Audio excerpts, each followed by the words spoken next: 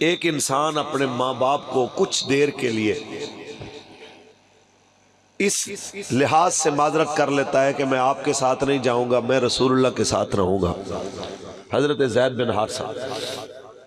رضی اللہ تعالیٰ، تو میرے آقا اسے کتنا نوازتے ہیں کہ پورے قرآن میں اگر کسی صحابی کا نام آیا ہے تو وہ صرف حضرت زید کا ہے، کہ یعنی جب تک قرآن پڑھا جاتا رہے گا تب تک حضرت زید کا تذکرہ ہوتا رہے گا۔ اور پھر جس نے اپنے ماں باپ کو کہا کہ میں آپ کے ساتھ نہیں جا سکتا، اپنے چاچا کو کہا، ابا کو کہا آپ جائیں لیکن ملنے کے لیے آئیں، میں خادم ہوں، مکے میں آئیں آپ کی نوکری کروں گا، لیکن آپ اگر کہیں میں حضور کو چھوڑ کے آپ کے پاس آؤں تو یہ نہیں ہو سکتا۔ تو میرے آقا نے کیا کہا، پہلے انہیں اپنا بیٹا بنایا۔ جب ما کانا محمد نباد من رجالکم یہ آیت نازل ہوئی، اس کے بعد خیر وہ پھر زید بن محمد کہلانے سے زید بن حارثہ تو کہلانے لگے، لیکن محبتیں حضور کی وہی رہیں۔ پھر جب وہ شہید ہو گئے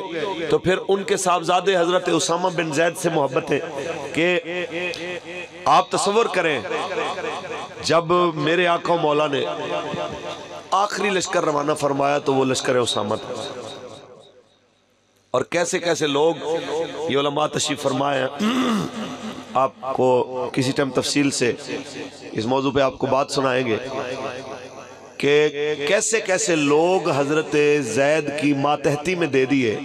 کہ 18 سال کا لڑکا ہے، رنگ بھی سانولا ہے، اور جس وقت ان کی ماتحتی میں بندے دیکھتے ہیں تو فاروق اعظم جیسا بندہ ان کے ساتھ سپاہی بن کے جا رہا ہوتا ہے۔ اور پھر وہ میرے آقا مولا کی طبیعت مبارک جب علیل ہوئی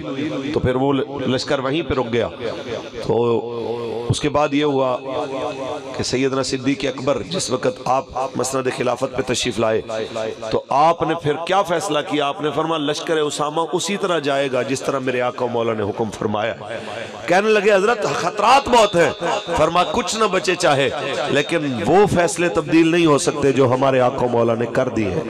جس دن حکمران یہ سوچنے لگ گئے کہ ہمارا فیصلہ رہے نہ رہے، ہمارے آقا مولا کے دین کا فیصلہ نافذ ہونا چاہیے، اللہ کی قسم آپ دیکھیں گے زمین بھی برکتیں اگلے گی اور آسمان بھی برکتیں نازل کرے گا۔ لیکن کیا ہوا، اچھا جی پھر کیا ہوتا ہے کہ حضرت اسامہ بن زید کو بٹھایا جاتا ہے جناب سواری پہ، اور صدیق اکبر ساتھ چل رہے ہیں، اور لکھنے والا لکھتا ہے کہ حضرت اسامہ کے جو قدم ہیں ان کی جو جوتی ہے وہ صدیق اکبر کے سینے کو لگ رہی ہے۔ ہائے ہائے ہائے، تو یہ کیا عظمتیں ہیں، یہ کیسی جناب اعلیٰ شانیں ہیں۔ اور اس موقع پہ جب ایک غلام 18 سال کے بچے کے جناب اعلیٰ قدم حضرت صدیق خلیفۃ المسلمین، خلیفۃ الرسول، خلیفہ بلا فصل، ان کے جناب اعلیٰ سینے اقدس کو لگ رہے ہیں، تو اس وقت حضرت صدیق کہتے ہیں کہ میں آپ پہ پابندی نہیں لگا سکتا، یہ سارے سپاہی جو حضور نے آپ کے ساتھ بھیجے ہیں یہ آپ کی مرضی ہے، کسی کو چھوڑ جائیں کسی کو ساتھ لے جائیں، لیکن اگر عمر کو میرے ساتھ میری جناب اعلیٰ غم گساری کے لیے آپ چھوڑ جائیں تو آپ کی مہربانی۔ تو انہوں نے اپنی مرضی سے حضرت عمر کو چھٹی دی، اور چھٹی کس بندے سے لی جا رہی ہے، جو حضرت زید بن حارثہ کا بیٹا ہے،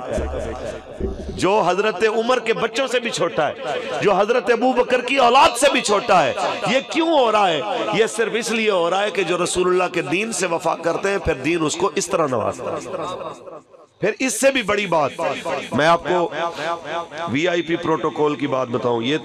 یہ کیا وی آئی پی ہے، یہ بھی بڑی بات ہے کہ صدیق اکبر کا پروٹوکول دینا، لیکن پروٹوکول وہ ہے جو میرے مصطفیٰ نے دیا کہ جس وقت مکہ فتح ہوتا ہے